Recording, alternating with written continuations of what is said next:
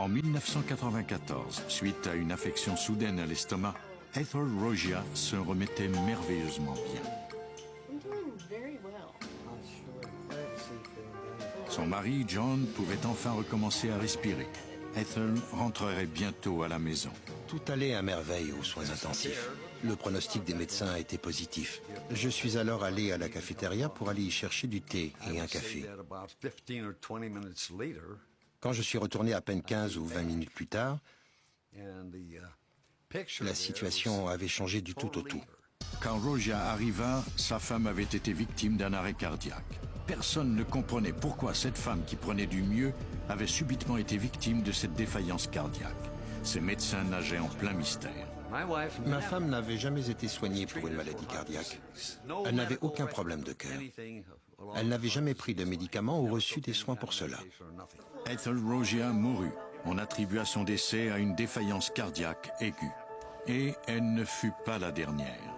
Au cours de l'année suivante, le nombre de décès dans l'unité des soins intensifs ne fit que s'accroître. Quelque chose dans ces morts subites et inexpliquées semblait étrange. Le personnel infirmier commença à avoir des soupçons. Pour trouver une explication à ce taux élevé de décès, l'infirmière en chef examina le journal de bord du personnel soignant des dernières années. Elle releva des constances inquiétantes. Entre 1993 et 1994, le taux de décès avait triplé par rapport aux années précédentes. Au cours de ces 2 années, on avait compté 102 morts. La plupart des malades étaient des gens âgés. Et il y avait une similitude troublante entre eux. Leur état de santé s'était amélioré avant leur mort subite. Après avoir examiné tous les dossiers, l'infirmière conclut qu'il n'y avait qu'une chose en commun entre toutes ces personnes. Elles avaient été soignées par le même infirmier. Ces données laissaient supposer le pire. L'infirmière en chef montra le résultat de son analyse à la direction de l'hôpital en espérant que ses soupçons n'étaient pas fondés.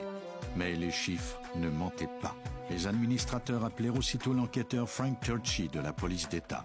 En mars 1995, le chef de la police de Clinton m'a contacté pour me dire que l'avocat de l'hôpital l'avait appelé.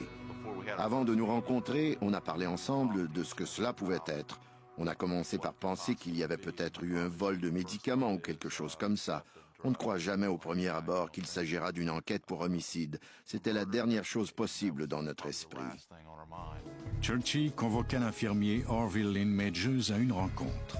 Il voulait s'entretenir avec ce suspect avant que le personnel de l'hôpital ne lui fasse savoir qu'il faisait l'objet d'une enquête. Mais il intervint trop tard. Il avait été suspendu et son avocat avait même eu le temps de contacter l'hôpital. On savait donc que cette affaire serait complexe. Je crois que ça a été la première pierre d'achoppement de cette enquête. Les médias apprirent par une fuite que la police menait cette enquête. Turchi craignait que cette publicité ne nuise à son travail. Mais heureusement, les articles sur l'ange de la mort eurent un effet positif. Cela a permis aux gens de savoir qu'il s'était peut-être produit quelque chose. Plusieurs personnes ont alors contacté les autorités de la police locale pour parler du décès de leur épouse, mère, mari ou grand-mère à l'unité des soins intensifs et pour signaler qu'elles avaient été témoins d'un fait étrange ou suspect. La dernière chose à laquelle elles avaient toutefois pensé, c'était que cet infirmier pouvait avoir tué leurs proches. Turchi examina les rapports d'appel des personnes qui avaient perdu un parent à l'hôpital. Une femme en particulier se rappelait avoir vu l'infirmier Orville Majors injecter quelque chose dans les tubulures de sa mère juste avant sa mort. Le décès de cette femme était comme toutes les autres morts suspectes. Cette patiente se portait de mieux en mieux et pourtant, elle avait subitement été victime d'un arrêt cardiaque. Les enquêteurs entendirent à plusieurs reprises des témoignages similaires où un infirmier avait procédé à une injection mystérieuse juste avant le décès du patient. C'est ce qui a donné le coup d'envoi à notre enquête. À ce moment-là, tous les enquêteurs savaient qu'on avait un problème sur les bras et qu'il s'agissait vraisemblablement d'une enquête pour homicide. Turchi mit sur pied une base de données pour réunir les quantités massives d'informations recueillies. Pour prouver qu'Orville Majors tuait ses patients, il fallait d'abord démontrer que ceux-ci n'étaient pas morts de cause naturelle. Et pour que l'enquête réussisse, il lui fallait d'abord déterminer quelle personne avait vraisemblablement été assassinée. En vue de déchiffrer les dossiers médicaux, l'enquêteur réunit une équipe de spécialistes, notamment le docteur Michael Hollinger, un médecin urgentiste. Celui-ci compara les dossiers des patients morts de façon suspecte à ceux qui avaient eu une mort naturelle. Les morts suspectes se démarquaient du lot. Dans chacun des cas, la mort était survenue soudainement alors que l'état du patient s'améliorait. Nous étions devenus de vrais détectives médicaux. On a examiné tous ces cas pour déterminer s'il s'agissait de morts non naturelles et suspectes. Les enquêteurs continuaient à recueillir des informations, notamment sur tout ce qui concernait Orville Majors et tout autre suspect potentiel. On a interrogé des infirmières, des médecins et tous ceux qui avaient accès au service des soins intensifs. On décidait alors de les écarter de l'enquête ou, au contraire, de mettre leur nom sur la liste des suspects. Mais on en revenait toujours à Majors. Une infirmière l'avait vu injecter quelque chose à un patient qui était pratiquement mort instantanément. Le docteur Hollinger demanda aux enquêteurs de dresser la liste des décès en les classant selon leur degré de soupçon. Ils devaient ensuite tenter d'établir un lien entre Majors et ces décès. Turchi montra les dossiers des cas les plus suspects au procureur Greg Carter. Celui-ci ne se montra pas convaincu. Il y avait de nombreuses variables dans ces cas, et pour faire accuser et condamner quelqu'un d'un crime, on devait prouver sa culpabilité hors de tout doute.